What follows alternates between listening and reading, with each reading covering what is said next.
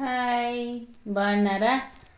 ఒక బియ్యం బండి అంటే బియ్యం బస్తాలు వేసుకొని ఒక రైతు వెళ్తూ ఉంటే మధ్యలో ఏదో తగులుకొని ఒక బియ్యం బస్తా కింద పడిపోద్ది.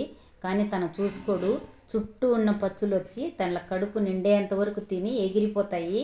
తర్వాత 2 మేకలు వస్తాయి. ఆ మేకలు కూడా తన కడుపు పట్టినన్ని తినేసి వెళ్ళిపోతాయి. తర్వాత 2 ఆవులు వస్తాయి. ఆవులు కూడా ఏదో తన కడుపు పట్టినన్ని 2 కేజీలు 3 కేజీలు తిని వెళ్ళిపోతాయి. తర్వాత ఒక మనిషి వస్తాడు ఆ దారిలో. ఆ మనిషి గట్టిగా బియ్యం బస్తాని కట్టేసుకొని భుజం మీద వేసుకొని ఇంటికి తీసుకెళ్ళిపోతాడు. దీన్ని బట్టి ఏమర్థమైంది ఫ్రెండ్స్? మనిషి ఒక్కడే దాచుకోవాలి దోచుకోవాలని స్వార్థంతో బ్రతికే మనిషి మాత్రమే ఈ లోకంలో. ఏ జంతువు అలా బ్రతకదు. కానీ ధర్మం చెప్తుంది ఫ్రెండ్, మంది కానీ దాని మీద మనం చెయ్యైనా వేయకూడదని ధర్మం చెప్తుంది. ధర్మాన్ని తీసి గెట్టను పెట్టేసి ఇలా జీవిస్తున్నారు మానవులు. మంది కానీ దాని మీద మనం ఆతృత పడకూడదు.